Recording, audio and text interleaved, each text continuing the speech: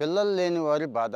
పిల్లలు పుట్టలేదు అనే వాళ్ళ బాధ అంతా ఇంత కాదండి. మన బాధ మనదైతే చుట్టూ ఉన్నవాళ్ళు వేసే రాళ్ళు ఇంకొక తీరు అన్నట్టు. తట్టుకోలేక ఆత్మహత్యలు చేసుకుంటున్న వాళ్ళని కూడా మనం చాలామందిని చూసామండి. ఇక్కడ ప్రధానమైన సమస్య ఏంటి అంటే మగవాళ్ళలో లోపం అసలు చూపించం ఉన్నా కానీ. ఆడవాళ్ళదే, ఆడవాళ్ళదే, ఆడవాళ్ళదే. వాళ్ళు కంటారు కాబట్టి లోపాలన్నీ వాళ్ళలోనే ఉన్నాయి అనుకుంటామండి.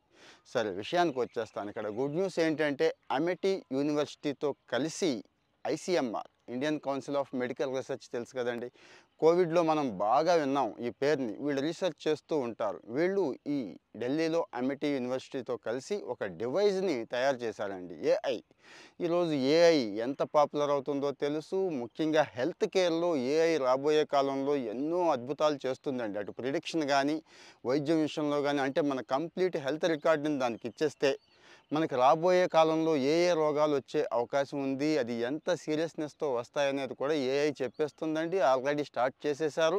చాలా దేశాల్లో జరుగుతుంది. మనకు కూడా సాధ్యమైనంత త్వరగానే వచ్చేస్తుంది. ఎందుకంటే టెక్నికల్గా మన వాళ్ళు కూడా ఎక్స్పర్ట్స్ కాబట్టి. ఇక్కడ వై క్రోమోజోమ్ మైక్రో డిలిషన్ వైసీఎండి అంటున్నారండి.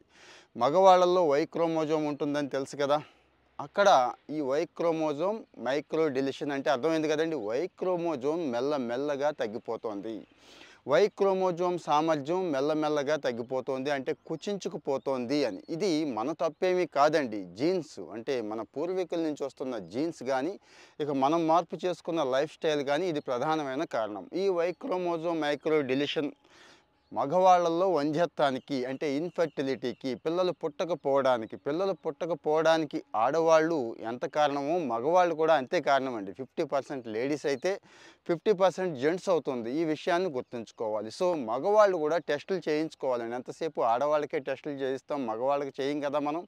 సరే కొంతమంది బాగున్నారు, చక్కగా మెచ్యూర్డ్గా ఉన్నారు, భార్యతో పాటు తను కూడా టెస్ట్ చేయించుకుంటున్నారు. ఇక్కడ ఐవీఎఫ్ అని చెప్పి ఇన్విట్రో ఫెర్టిలైజేషన్ మీకు అందరికీ తెలిసిందే. ఈ మధ్య ఐవీఎఫ్ ఏ సమస్య ఉన్నా, సంతాన సాఫల్య సమస్యలు ఏమున్నా కానీ ఒక మంచి టెక్నాలజీ, మంచి మెథడ్ ఐవీఎఫ్ అండి. ఎవరికి ఏ ఇబ్బంది లేదు, తక్కువ సైడ్ ఎఫెక్ట్స్ ఉన్నది కాబట్టి అది ఫాలో అవుతున్నారు.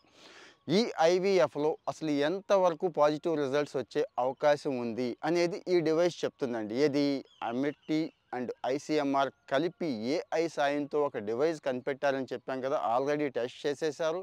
బయటికి న్యూస్ వచ్చేసింది, మెయిన్ స్ట్రీమ్ మీడియాలోనే వచ్చేసిందండి. సో ఈ డివైస్ చెప్తుంది ఐవీఎఫ్ సక్సెస్ ఎంత ఉండే అవకాశం ఉంది ఈ రకమైన మగవాళ్ళల్లో అనేది ఈ డివైస్ చెప్పేస్తుంది కాబట్టి. సో ఇక్కడ జీన్స్ ప్రధానమైన పాత్ర వహిస్తాయనేది గుర్తుంచుకోవాలి. ముఖ్యంగా వై క్రోమోజోమ్. ఆ వై క్రోమోజోమ్ ఎంత బలంగా ఉంటే సంతాన సాఫల్యత అంత బాగుంటుంది అనేదండి. అంటే మరి మగవాళ్ళల్లో ఈ వృషణాలు ఇప్పుడు వీర్యాన్ని అంటే నాణ్యమైన వీర్యాన్ని ఉత్పత్తి చేసే సామర్థ్యం కోల్పోతున్నాయి.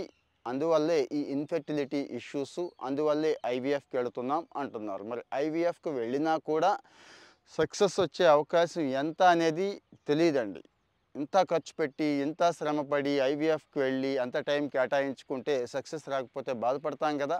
దాన్ని ఈ డివైస్ ముందే చెప్పేస్తుంది.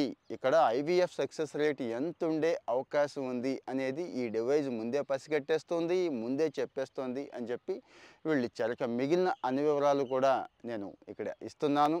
సో మరి డైలీ మంచి మంచి విషయాలు మనం షేర్ చేసుకోవాలనుకుంటున్నాం. చాలా సున్నితమైన విషయాల జోలికైతే పోవట్లేదు, అనవసరమైన మసాలా జోలికి వెళ్ళట్లేదు. అందరికీ ఉపయోగపడేవి భవిష్యత్తులో కానీ, డైలీ లైఫ్లో కానీ అందరికీ ఉపయోగపడతాయి అనుకున్నవే నేను షేర్ చేస్తున్నాను. మరి ఈ వీడియోస్ మీకు ఎలా అనిపించింది, లేదు ఇంకా మీరు ఏదైనా ఎక్స్పెక్ట్ చేస్తున్నారా నా నుంచి, ఏ టైప్ ఆఫ్ కంటెంట్ ఎక్స్పెక్ట్ చేస్తున్నారు, లోపాలు ఉన్నా కానీ చెప్పండి, ఏం అనుకోను నేను. సో కామెంట్లో చెప్పండి మీ ఒపీనియన్. మరొక వీడియోతో మళ్ళీ కలుస్తాను. Thank you, bye.